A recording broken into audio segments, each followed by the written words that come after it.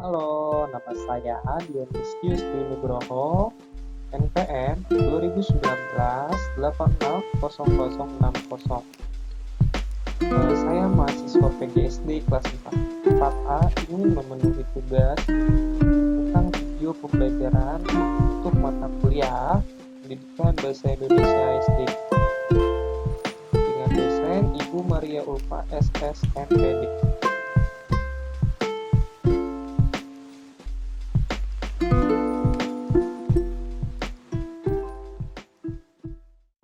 Halo semuanya, apa kabar? Apa kabarnya nih hari ini? Semoga sehat ya. Nah, pada hari ini kita akan belajar tentang pengumuman. Sebelum kita mulai pembelajarannya, mari kita berdoa menurut agama dan kepercayaannya masing-masing. Berdoa mulai.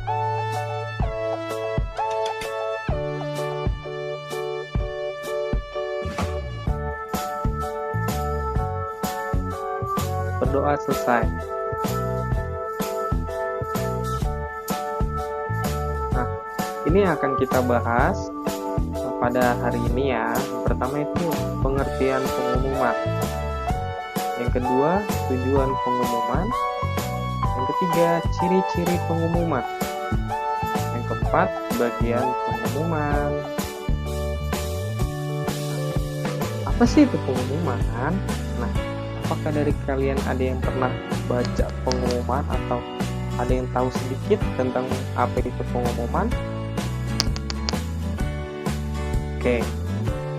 Pengumuman adalah surat yang berisi pemberitahuan kepada orang banyak yang perlu diketahui oleh siapa saja yang berkepentingan sesuai dengan isi pengumuman itu. Sifat dari pengumuman itu umum, yang berarti semua orang bisa mendengarkan dan membaca pengumuman tersebut. Pengumuman itu bisa berbentuk lisan ataupun tulisan. Nah, contoh dari pengumuman lisan tuh kayak gini. Misalkan di sekolah kalian itu kepala sekolah atau guru mengumumkan akan dimulainya kegiatan upacara bendera melalui pengeras suara.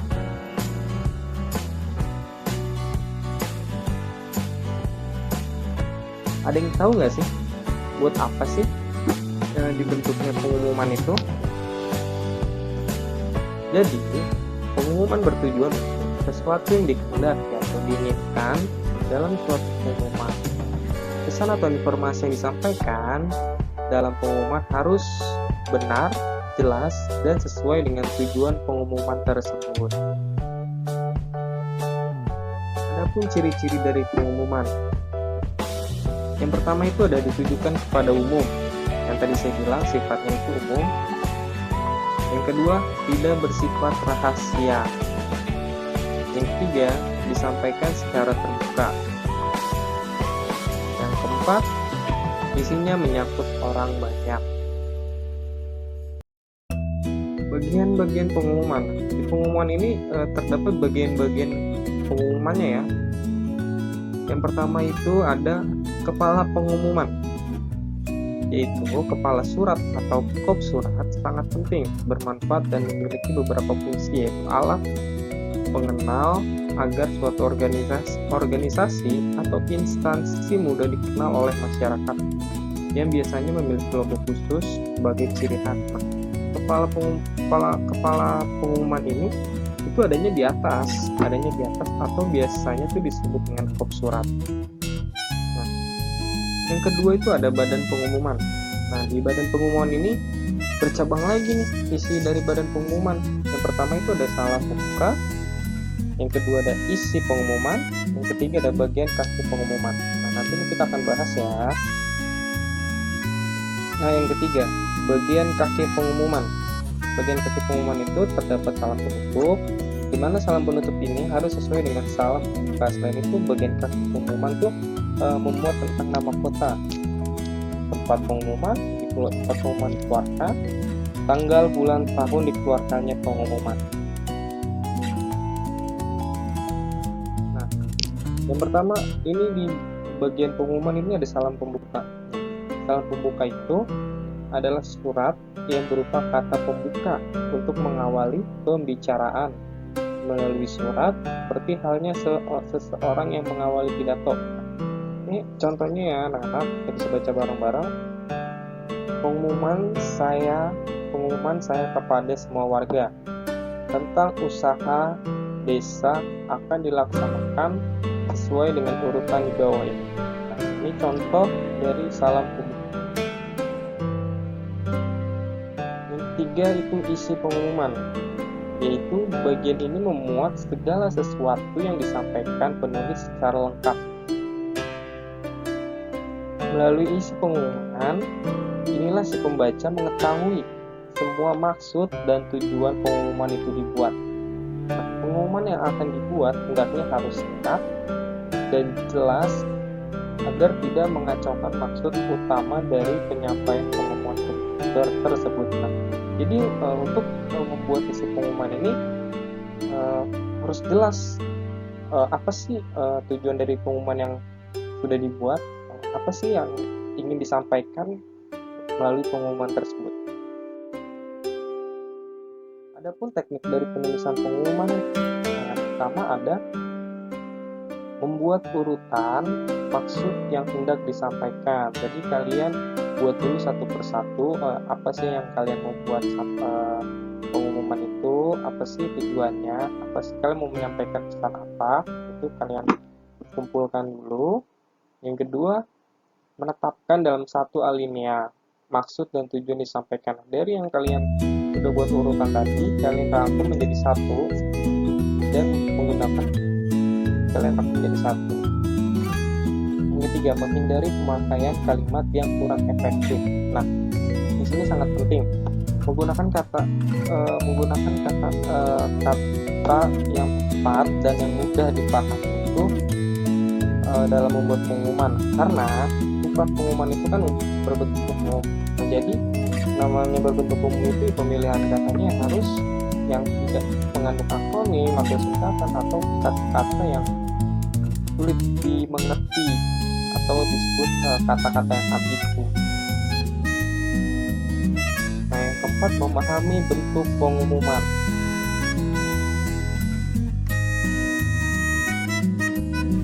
Ini ada satu contoh dari pengumuman. Kita baca bareng-bareng ya anak-anak. Balai Penyelidikan dan Pengembangan Teknologi Gunung Api atau namanya BPPTK, Babadan Sleman Yogyakarta. Pengumuman. Kepala Balai Penyelidikan dan Pengembangan Teknologi Gunung Api atau BPPTK mengumumkan kepada warga masyarakat Yogyakarta dan sekitarnya bahwa gunung berapi berstatus awas. Status ini berlaku mulai hari Rabu, tanggal 12 April 2006, pukul 00.00 WIB. Proses pengungsian dikhususkan kepada wanita, usia lanjut, serta balita. Diharapkan para warga menuju pos pengungsian terdekat. Atas perhatian warga masyarakat Yogyakarta, kami ucapkan terima kasih. Babadan 12 April 2006, Kepala BPPTK Yogyakarta, Subandrio. Nah, ini ada satu contoh pengumuman yang tadi sudah kita bacakan bareng-bareng. Mari kita deskripsiin apa aja sih bagian-bagian dari pengumuman yang tadi kita pelajari supaya makin mudah. Maka sini saya sudah buat.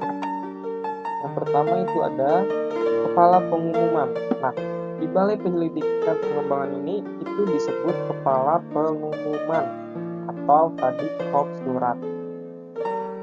Nah, dari yang Balai Penyelidikan sampai kami ucapkan terima kasih ini, menurut kalian apa? Betul, ini adalah badan pengumuman. Oke.